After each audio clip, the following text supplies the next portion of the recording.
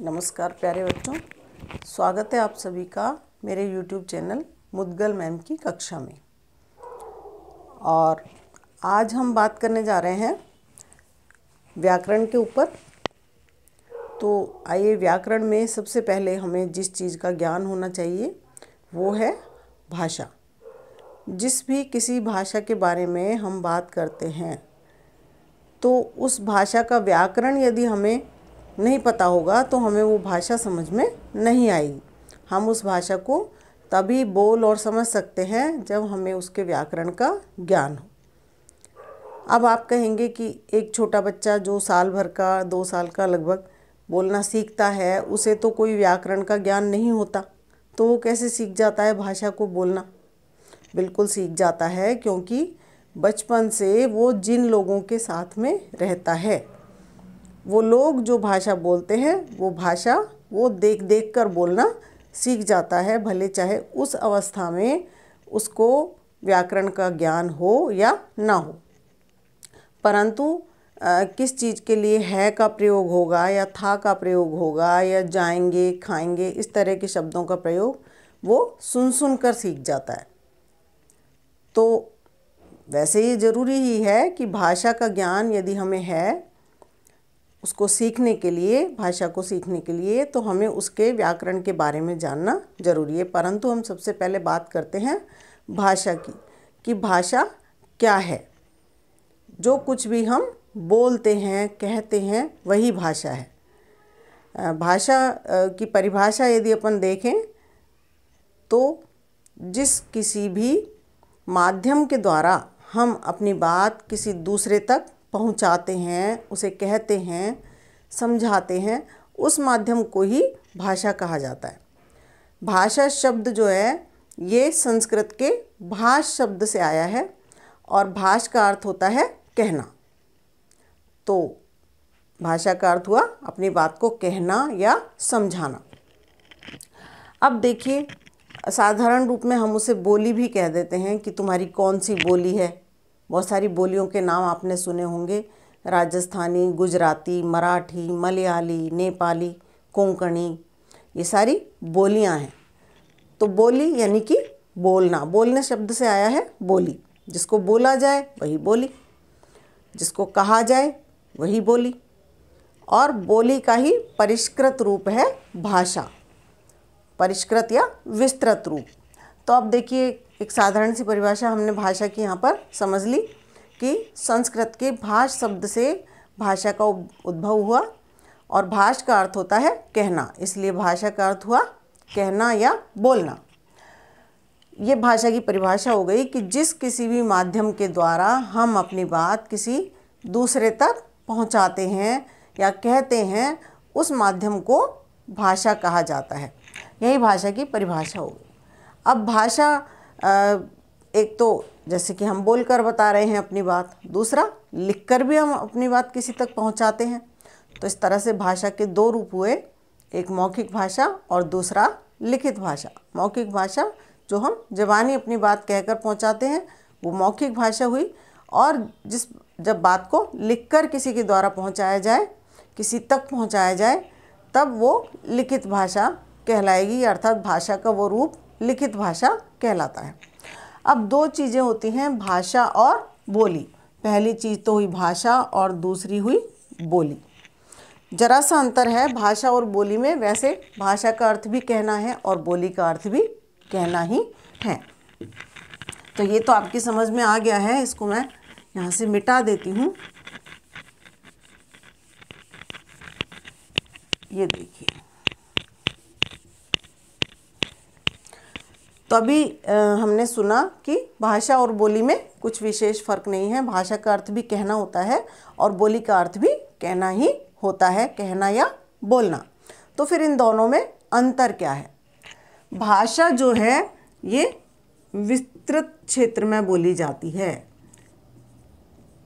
कहाँ बोली जाती है? विस्तृत, अर्थात भाषा का जो क्षेत्र है वो विशाल होता है, और बोली का क्षेत्र जो है वो सीमित होता है। ये सीमित क्षेत्र में बोली जाती है।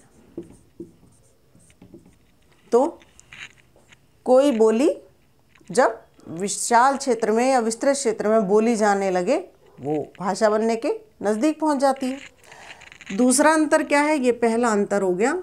दूसरा अंतर है कि भाषा का एक व्याकरण होता है। व्याकरण किसको कहते हैं? व्याकरण उन नियमों का ज्ञान जिन नियमों के द्वारा या जिस शास्त्र के द्वारा हम भाषा को समझ सकें उसे व्याकरण कहते हैं। तो किसी भी भाषा का एक निश्चित व्याकरण होता है, जबकि बोली का व्याकरण नहीं होता।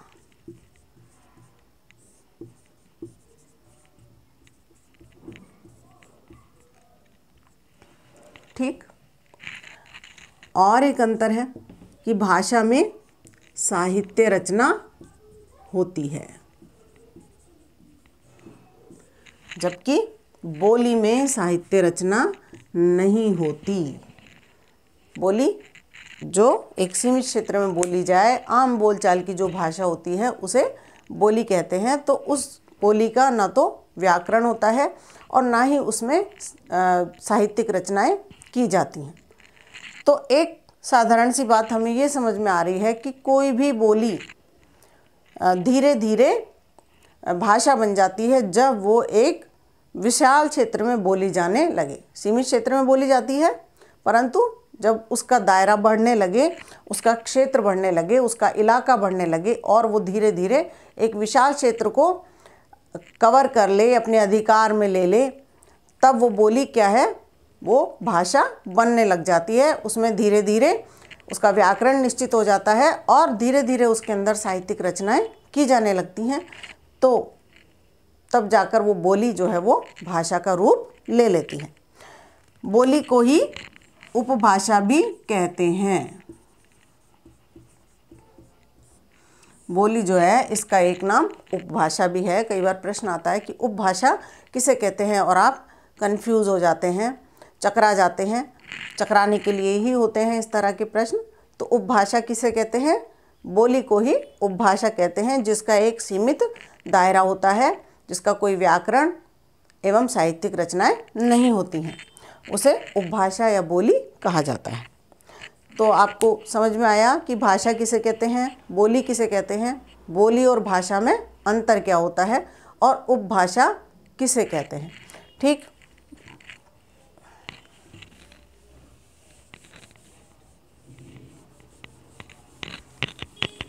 अब हम बात करते हैं हमारी भाषा की। हमारी भाषा कौन सी है? हम हिंदी भाषी क्षेत्र से आते हैं। हमारी भाषा जो है वो कौन सी है? हिंदी भाषा।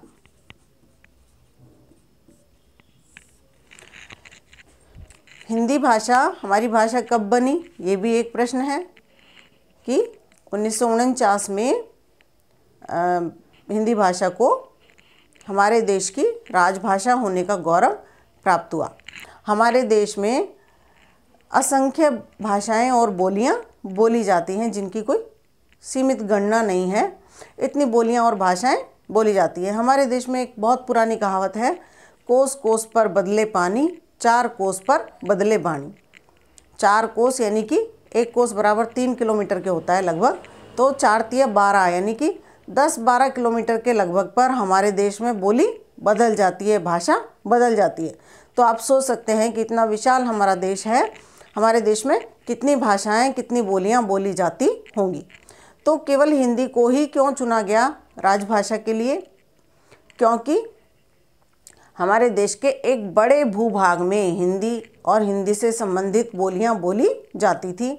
तो इसलिए उन सारी बोलियों का सब बोलियों को संयोजित करने के बाद, उन सबको इकट्ठा करने के बाद ये देखा गया कि हिंदी ही एक ऐसी भाषा है, खड़ी बोली हिंदी, जिसे राजभाषा का दर्जा दिया जा सकता है और इस तरह से हिंदी को राजभाषा बना दिया गया। हिंदी भाषा जो है वो मुख्यतः कई सारी बोलियों का परिष्कृत रूप है। बहुत सारी बोलियां उसमें आती हैं। उन सारी बोलियों के शब्द हिंदी भाषा में प्रयोग किए जाते हैं। कौन कौन सी हैं हिंदी की बोलियां? पूर्वी हिंदी, पश्चिमी हिंदी। पूर्वी हिंदी यानी जो पूरब की तरफ बोली जाती है। पश्चिमी हिंदी जो पश्चिम की तरफ बोली जाती है। बिहारी, राजस्थानी और पहाड़ी, इन और इन सब बोलियों की भी अपनी अपनी बोलियां हैं। जैसे राजस्थानी बोली में आपने राजस्थान के इलाके में जितनी भी बोलियां बोली जाती है, जैसे मेवाती, मेवाड़ी, मारवाड़ी, ढूंढाड़ी, हाड़ौती, इन सबको मिलाकर बनी राजस्थानी। इसी तरह से पहाड़ी में गढ़वाली, कुमायूनी, इन सबको मिलाकर पहाड़ी।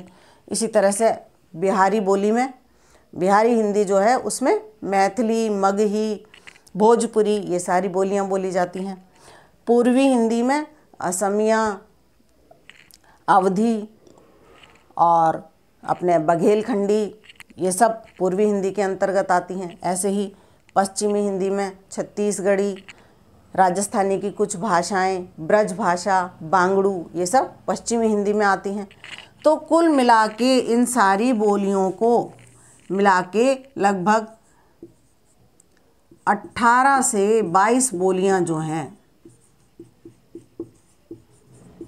तकरीबन ये हिंदी भाषा के अंतर्गत आती हैं। उन सबको मिलाकर हिंदी भाषा बनी है और इसीलिए इसको हम खड़ी बोली हिंदी कहते हैं। क्या कहते हैं?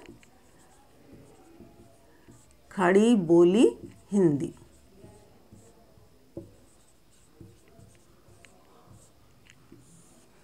तो आपको भाषा की बात समझ में आई? यस, ज़रूर आई होगी। मुझे अच्छा लगेगा आप कमेंट करके मुझे बताएं। कुछ और नहीं समझ आया हो तो मैं समझाने का पूरा प्रयत्न करूंगी और अगले वीडियो में हम इसी क्रम को आगे बढ़ाते हुए एक नए वीडियो के साथ मिलेंगे। तब तक के लिए धन्यवाद, नमस्कार।